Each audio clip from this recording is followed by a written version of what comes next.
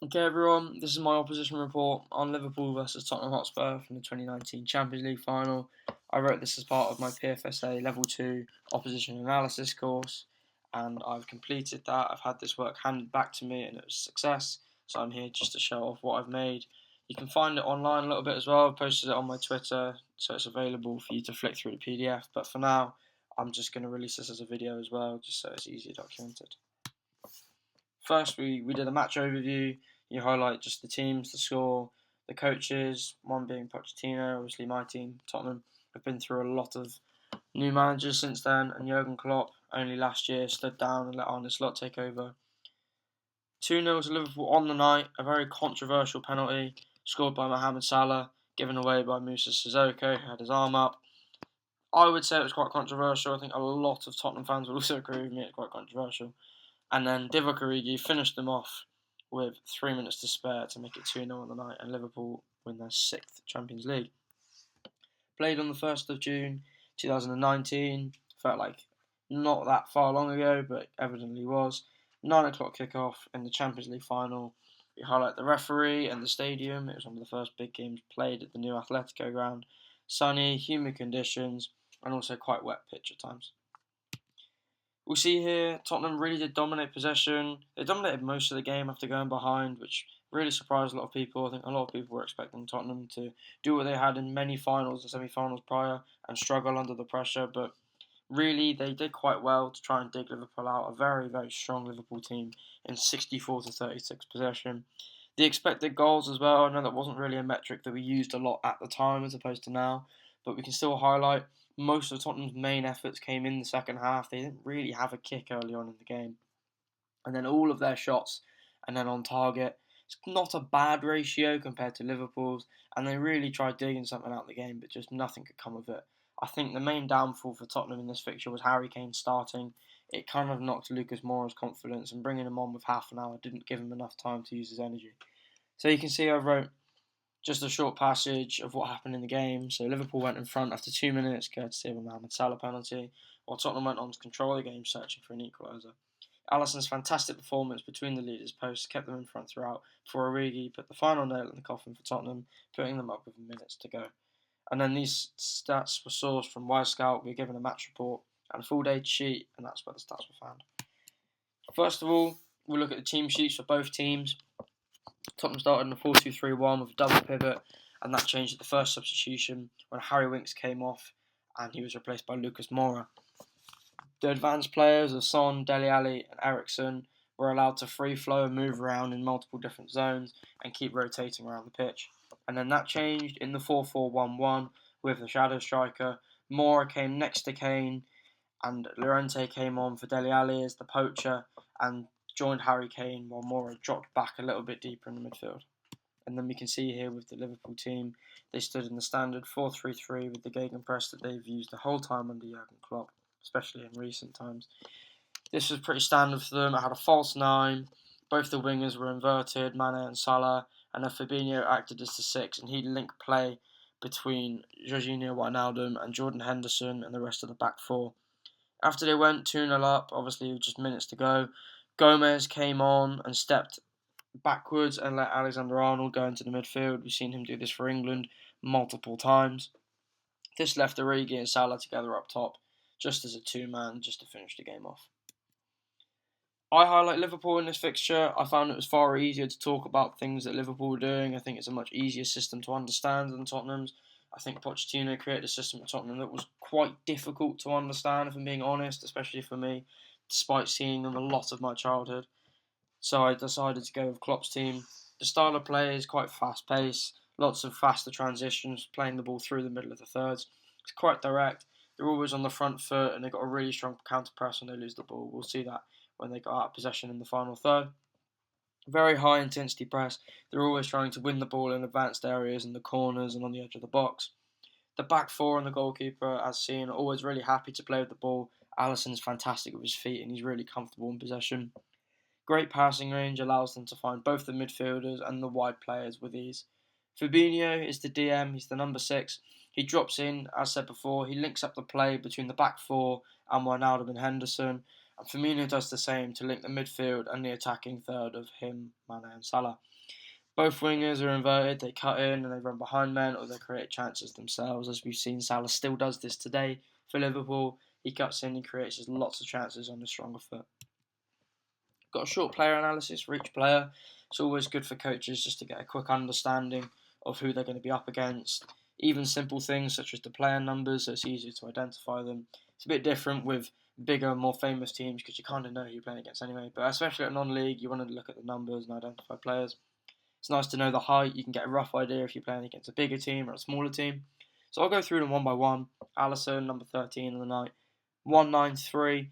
Fantastic all round. Sweeps as part of the back four. As I said before, fantastic with his feet. He is brilliant 1v1. We've seen that his whole way through his career and on the night as well.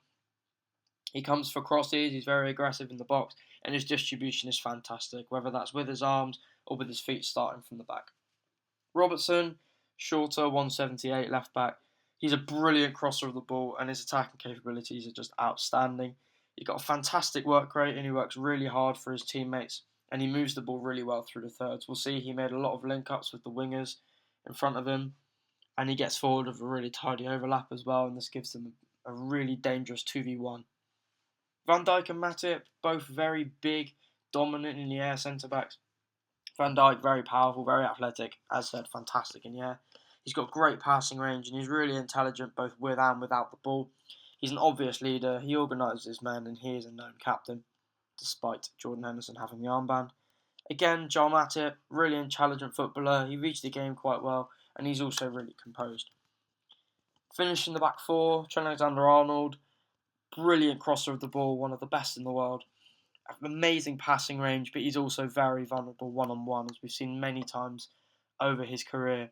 He lacks great defending abilities, and he's much more attacking orientated, and he's also fantastic from a dead ball, with a free kick or a corner. Into the midfield and the forwards now. Fabinho, very tall, number 6. He's fantastic under pressure, a bit like Busquets. He switches the play really well, and he starts attacks with a great passing range. He intercepts the opposition play quite well and he's amazing in the tackle. The only criticism I had of him, quite stiff. He's not the quickest to turn, but he uses his brain to move the game around and he doesn't need to be the fastest player on the pitch. Ronaldo, versatile, played on the left side of the midfield three. He was intelligent and he's got an excellent work rate. He works really hard for his teammates. He moves the ball well between the thirds and links up the play. He's really disciplined. He doesn't take many risks. He's a standard 6 or 7 out of 10 every week. You can't really ask for any more of a player in that position. Henderson on the other side, very hard-working and extremely disciplined. Again, being the captain, he's a brilliant leader. He's really important in winning possession back and he's got a great passing range and he does the dirty work really well. Into the front three, we'll start with Mane on the left-hand side. Dangerously quick, he's extremely dynamic and he excels in creating chances for himself and also for his teammates. He's amazing in the press and he's got a great work rate and he helps his teammates out defensively. He reads the game really well and as said before, he tucks in and lets his left back Robertson to run past them and create a 2v1. Salah on the other side, 2 shorter wingers, really skillful. He's a prolific scorer. We've seen this his whole career with his 24-25 season, probably his best to date. Inverted, he cuts onto his left foot and he is absolutely outstanding in front of goal. He's got fantastic chemistry with Trent Alexander-Arnold and he's just an all-round superstar footballer and he is probably the key man in the whole team. And then finally, down the middle, Roberto Firmino, obviously he's left the Premier League now. Technically really solid. He's a great false 9 and he gets involved by linking lots of play between the thirds and he brings his winger teammates into the game really well. He stays out of the box, he lets Mane and Salah run into the holes. We'll see quite a few mazy runs from Mane throughout this fixture and that comes as a result of Firmino stepping back and letting his wingers come into the game. Did have to analyse the substitutes, just write a quick shorter passage. Joe Gomez, he's got a big powerful presence, he's great in the air and he uses his body in the tackle. He's the ideal player to bring on to see a game out, pretty no nonsense. James Milner, again, he's just a workhorse. You could play him anywhere on the pitch and he'd probably be 6 or 7 out of 10. He's solid in the tackle, he's physical, he's quite quick, he works hard. Again, he's the ideal player to bring on. And then finally, Divock Origi. He's a poacher. He feeds off the big occasions. We've seen this many times, obviously, in this final and in the semi-final second leg versus Barcelona just weeks before. He's a natural in front of goal, as seen with his eventual finish to make it 2-0, and he reads the game really well. Okay, so here's the first main part that we worked on. This is the build-up. So we worked through the thirds. In this game, they used lots of longer passing from the back four. They tried to move through the thirds and aim for the wingers running across the line, behind the men, or into the wide areas. Trent Alexander-Arnold and Robertson complete the most long passes in the back four, and this was their main way of getting out of the box and progressing up the pitch. So no shorter passing, they're trying to skip through zones. By doing this, they don't have to rely on moving the ball through the centre, which is reliant on using their creative and ball-carrying players like Gini Wijnaldum.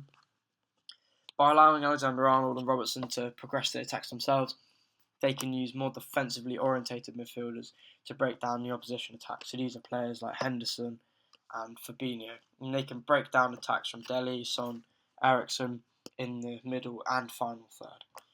By playing across the line with the split centre-backs, it forces Tottenham to come press up the pitch. This allows Liverpool to change sides and exit the other way out of the defence, and usually through a full-back and into the middle third by either carrying the ball or finding a winger. Now we're looking at skipping the thirds. Lots of their chances were through counter-attacks, through Tottenham dominating the game for the most part. They tried to catch them in transition a lot. Many times this came from skipping the middle third of play and playing the ball straight over the defence to either winger, Salah or Mane, with a longer ball. Most of Liverpool's attacks did come down the right-hand side through Salah and Trent in the 2v1, but they were most dangerous down the middle. Mane was still an important outlet with lots of mazy runs, but his ability to run at people and get his team out of immediate pressure is probably his best attribute. So we can see in image 1 on the left-hand side, Van Dijk plays a 1-2 with Alisson. This soaks up some of the pressure, and then plays a massive long ball, 60 to 70 yards, into the path of Mane. I think they eventually won a corner from this, and this was basically soak up a little bit of pressure, bring the back four of Tottenham a little bit closer towards you, and then just let Mane go one-on-one with Ben Davies. In the middle picture, we'll see Mane's dropped the shoulder and he started a run, and now he's in a foot race with Kieran Trippier.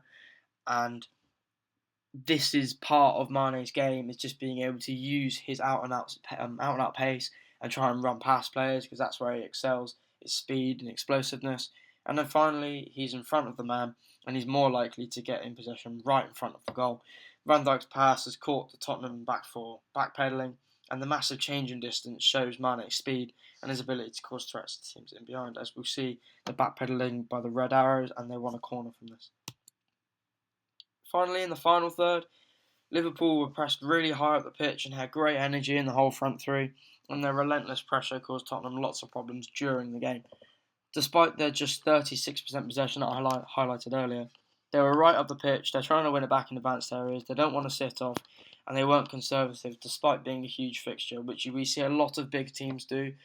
Klopp's Liverpool really did still try to play their football. This way of setting up without the ball was really important in how they controlled the game, despite not actually being in possession, and they could quite easily manipulate the way that Pochettino's side had to play their football. Forcing them into higher, more advanced areas, Liverpool could just stop them from shooting and creating chances by just keeping them further away from the net. Seeing the picture on the left-hand side, earlier on in the game, and just after the psychological high of going in front so early on, Liverpool were really trying to use that to their advantage and pile on lots of pressure in the hope that Tottenham would make a mistake or a slight lapse in concentration. So we can see here both of the wingers are really high up in the box, Mane and Salah, putting a lot of pressure on the goalkeeper, and the fullbacks really just putting some pressure on Alderweireld's touch and trying to force the ball into the corner flag. You can see Trippier on the bottom of the screen is trying to create an option, but Alderweireld has his back to him. And as I said before, Salah is preventing the goalkeeper pass, and he's also preventing the switch of play to Vertonghen. The midfield triangle has stepped up really high, trying to soak up that massive hole in the middle. And then Robertson is starting to try and cover up with Trippier. And in the picture on the right-hand side, we can see the slight change of the 9 in Origi. The press is still quite similar, as a slight caution through being later in the game. Tottenham are starting to try and commit more bodies as it's getting later, and they're becoming more desperate, and Liverpool are counteracting, and they're just not committing the same bodies, so nothing's really changing. In the middle third, We can see that when they made it out of the press and found themselves in the middle of the pitch, Liverpool trapped bodies together and got tight in the 4-3-3 shape that they stood in for most of the game. This would shift left to right depending on where the ball was. It's really simple stuff, not very hard to understand.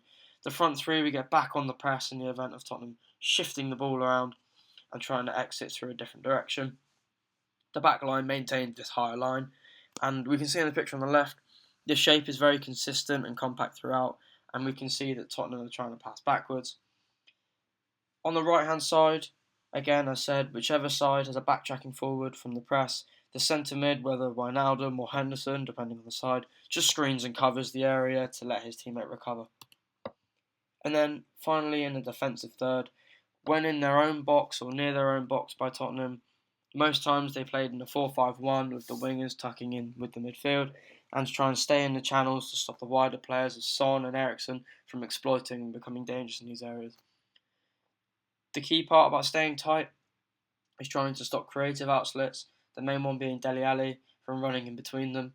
The 4-5-1 shape as seen here, quite early on in the fixture, was trying to stay outside the box and as close to the middle third as possible to allow them to switch back to their more favourable 4-3-3 when Tottenham eventually step backwards and don't press, or if Liverpool win possession and they break on a counter, because this would let Mane and Salah run with Firmino and create more danger for the defenders. Their 5-3-2 shape with Mane dropping as a left back and Robertson tucking in. This leaves two up front. It can get a quick break with Origi's quicker legs. This is what they did, and they're really trying to defend the game a bit later on, just after the substitution. On corners, this season, Liverpool scored from 14 corners in the league, and this is quite late in the season, obviously, but this totaled up. I think they scored one more in the league afterwards.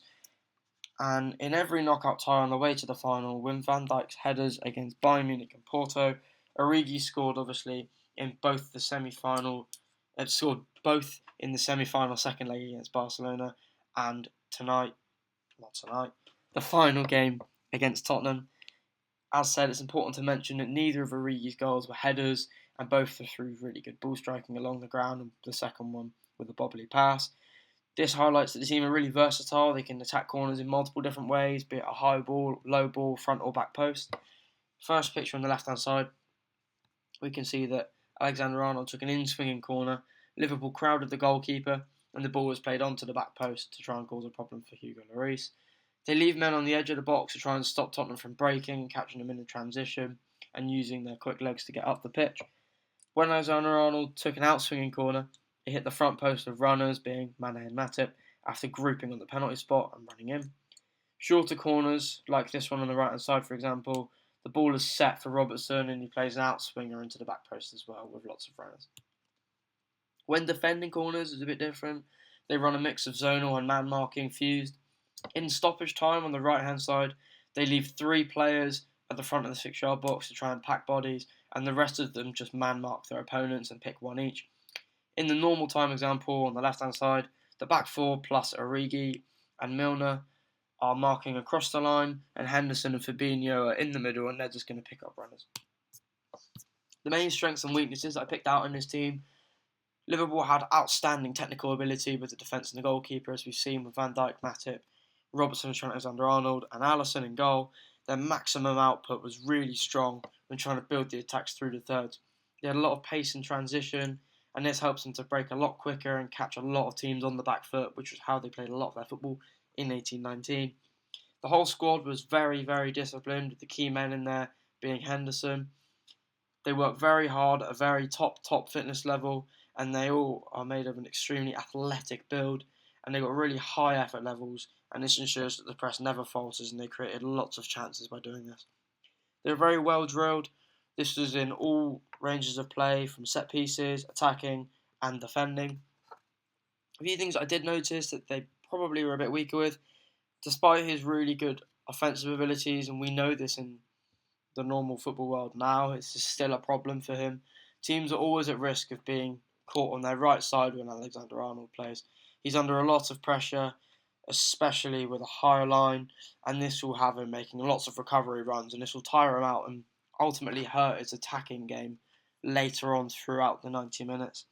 The pressing system at this intensity, despite their fitness, is always bound to be at risk of a lack of energy as you plateau towards the end of the game, or even a lapse in concentration. And while having to keep up at this level throughout the duration of the game, they managed to do it in this fixture and obviously won the Champions League. But they really did show in the last stages of the game, Tottenham really did ramp up the pressure when chasing the game and trying to win a goal. These lapses in concentration will leave big holes all over the pitch, and this did happen a few times in that season, and it left them lots of holes for the opposition to try and exploit. Okay, now kind of at the end, the final conclusion, I just wrote a little bit about what happened in the fixture, what Tottenham could have done better, and what Liverpool did really well. Tottenham, bit of an unfortunate start, as said early on with the penalty. There was quite a controversial handball which left them chasing from minute one, which I'm sure they would have never wanted to do. They would have wanted to get a bit more control. And they could not get comfortable and bed into the final, which is what, if any team, Tottenham would have needed to do that. To play under pressure, they would have needed to get comfortable and soak it up. This shouldn't take any credit away from Liverpool. It was a very seasoned, mature performance from Klopp's team, and they kept the whole game ticking for the whole 90 minutes. And ultimately, at the end of the day, they prevented Tottenham from taking the trophy off them and causing them any serious problems. This style and the end phrasing was very consistent throughout the whole season, and their overall squad depth is obviously a key factor in being able to perform in a system with this intensity for so long, which is why Tottenham, in the years prior, we look up to 10 years ago, with some of the first Pochettino Tottenham teams, a serious lack of squad depth and having to have lots of young academy players really hurt them towards the back end of seasons as they started with injuries and tired legs, and they just couldn't keep up anymore. And this was even more so evident tonight. Tottenham couldn't really look to the bench to bring any serious talent on to try and chase the game for them. They didn't have any utility players like Liverpool did with Milner. They come on, they tighten everything up in the end stages, and they're really pivotal to their whole success as a team. These players are so important to bring them on and try and close games out. That's kind of it for this concluded piece. This was marked and successful, and I was really happy with it. So I just wanted a way to put it online so people can see it. I'm going to link it on my Twitter as well. The chances are that's where probably most of you will see it. I'm going to call it there. So thank you for listening, and I'll be back soon.